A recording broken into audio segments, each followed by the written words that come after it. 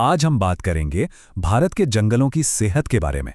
सोचिए, एक तरह का हेल्थ चेकअप जो हर 2 साल में होता है, और इसकी पूरी जानकारी हमें मिलती है India state of forest report 2023 से। तो ये रिपोर्ट हमें क्या बताती है? हमारे जंगल कितने हरे भरे हैं और उन्हें किन मुश्किलों का सामना करना पड़ रहा है। चलिए इसी की पड़ताल करते हैं। इस रिपोर्ट की शुरुआत ही एक बहुत गहरी बात से होती है। ये कहती है कि जंगल सिर्फ पेड़ पौधों का झुंड नहीं है।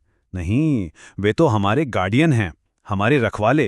वे जिंदगी को पालते हैं, बायोडाइवर्सिटी को बचाते हैं और कुदरत के नाजुक बैलेंस को बनाए रखते हैं। मतलब ये हमारे लिए एक तरह का लाइफ सपोर्ट सिस्टम है। तो सवाल यही उठता है कि इस 2 साल के हेल्थ चेकअप से आखिर पता क्या चला? भारत की ये जो हरी भरी दौलत है उसकी हालत कैसी है? क्या सब कुछ ठीक है या फिर चिंता की कोई बात है? आइए रिपोर्ट के नतीजों में गोता लगाते हैं। तो सबसे पहले बात करते हैं हेडलाइन की, यानी वो बड़ी और अच्छी खबर जो इस रिपोर्ट से निकलकर सामने आई है। और सच कहूं तो ये खबर काफी उम्मीद जगाने वाली है। और वो बड़ी खबर ये है कि भारत का टोटल फॉरेस्ट और ट्री कवर यानी जंगल और पेड़ों का दायरा लगातार बढ़ रहा है। जी हां, तमाम मुश्किलों के बावजूद हमारी हरियाली में इजाफा हो रहा है। ये वाकई एक बड़ी बात है। अगर हम पिछले 10 साल यानी 2013 से 2023 तक देखें तो हमारे जंगल का इलाका 16,630 स्क्वायर किलोमीटर से भी ज्यादा बढ़ा है। ये एक बहुत बड़ा आंकड़ा है और ये दिखाता है कि जंगल बचाने की जो कोशिशें हो रही हैं उनका असर दिख रहा है। और एक और जबरदस्त कहानी है मैंग्रोव्स की। ये वो जंगल हैं जो हमारे समुद्री किनारों की रक्षा करते हैं, एक तरह से कोस्टल गार्ड्स। तो अच्छी खबर यह है कि पिछले 1 दशक में मैंग्रोव का इलाका भी करीब करीब 297 स्क्वायर किलोमीटर बढ़ा है। ये बहुत जरूरी है। लेकिन यहां एक जरूरी बात समझने वाली है। जब रिपोर्ट फॉरेस्ट कवर कहती है तो इसका मतलब क्या होता है? क्या इसका मतलब सिर्फ घने अमेज़न जैसे जंगल हैं? नहीं, असल में इसकी परिभाषा काफी बड़ी है। इसमें कोई भी 1 हेक्टेयर जमीन शामिल है जहां पेड़ों की छांव यानी कैनोपी डेंसिटी 10% से ज्यादा हो। अब इसमें आपके बाग, चाय के बागान और यहां तक कि बांस के जंगल भी आ जाते हैं। इस फर्क को समझना जरूरी है, तभी हम इन आंकड़ों का सही मतलब निकाल पाएंगे।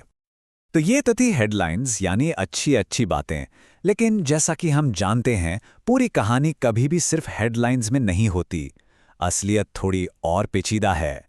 तो चलिए अब थोड़ा और गहराई में उतरते हैं और बारीकियों को समझते हैं। और गहराई में जाते ही एक चिंता की बात सामने आती है। भारत के उत्तर पूर्वी राज्य, जो हमारे देश के बायोडाइवर्सिटी हॉटस्पॉट्स हैं, वहां फॉरेस्ट कवर कम हो रहा है। अरुणाचल, मणिपुर, मिजोरम, नागालैंड, इन सब राज्यों में जंगल घटे हैं। अगर कुल मिलाकर देखें तो लगभग 327 स्क्वायर किलोमीटर की कमी आई है। तो सवाल ये है कि ऐसा हो क्यों रहा है? देखिए, एक तरफ तो पेड़ पौधे अपने आप उग रहे हैं और सरकार भी पेड़ लगा रही है जिससे हरियाली बढ़ रही है। लेकिन दूसरी तरफ कुछ वजहों से जंगल कट भी रहे हैं, जैसे कि झूम खेती, जिसे शिफ्टिंग कल्टीवेशन भी कहते हैं, जिसमें खेती के लिए जंगल का एक हिस्सा साफ किया जाता है। इसके अलावा एक्वाकल्चर और रबर के बागानों के लिए भी जंगल कम हो रहे हैं।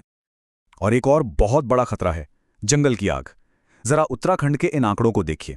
पिछले 5 सालों में आग लगने की जो ज्यादातर घटनाएं हुई हैं, करीब 32,000 से भी ज्यादा, वो उन इलाकों में हुई हैं जिन्हें पहले से ही हाई रिस्क जोन माना गया था।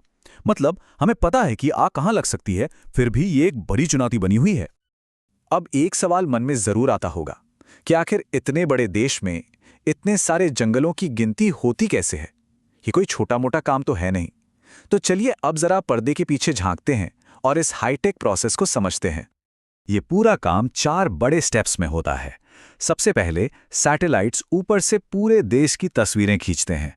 फिर उन तस्वीरों को हाइब्रिड क्लासिफिकेशन नाम की एक तकनीक से एनालाइज किया जाता है।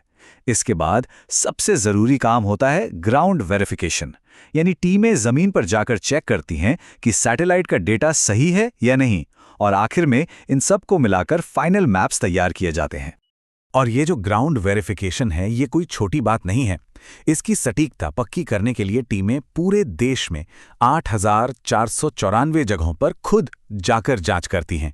सोचिए कितनी मेहनत लगती होगी। यही चीज इस रिपोर्ट को इतना भरोसेमंद बनाती है।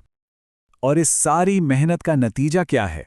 नतीजा ये है कि ये जो फॉरेस्ट मैप्स बनते हैं वो 95.74% तक सटीक होते हैं।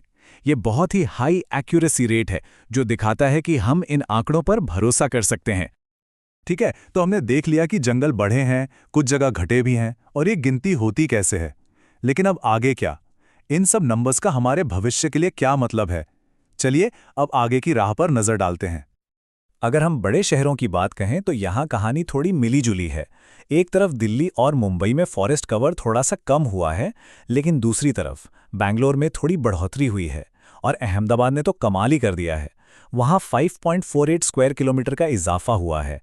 ये दिखाता है कि शहरों में भी हरियाली बढ़ाई जा सकती है। तो भविष्य के लिए प्लान क्या है? सरकार के कुछ बड़े लक्ष्य हैं। पहला, इतना पेड़ लगाना कि वो 2.5 से 3 बिलियन टन कार्बन डाइऑक्साइड सोख सकें। दूसरा, मिष्टी प्रोग्राम के तहत मैंग्रोव्स को फिर से हरा भरा करना। और तीसरा, ग्रीन क्रेडिट प्रोग्राम जो लोगों को खाली जमीन पर पेड़ लगाने के लिए प्रोत्साहित करेगा।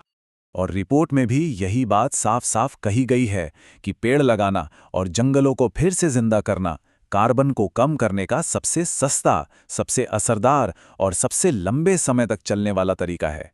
इससे बेहतर और क्या हो सकता है? तो आखिर में हम एक बड़े सवाल पर आकर रुकते हैं। रिपोर्ट ने हमें उम्मीद भी दी है और चिंताएं भी बताई हैं। अब असली चुनौती ये है कि जैसे जैसे भारत तरक्की कर रहा है, क्या वो अपनी तरक्की और इस धरती की सेहत के बीच एक सही बैलेंस बना पाएगा? इसी सवाल के जवाब पर हमारा और आपका, हम सबका भविष्य टिका है।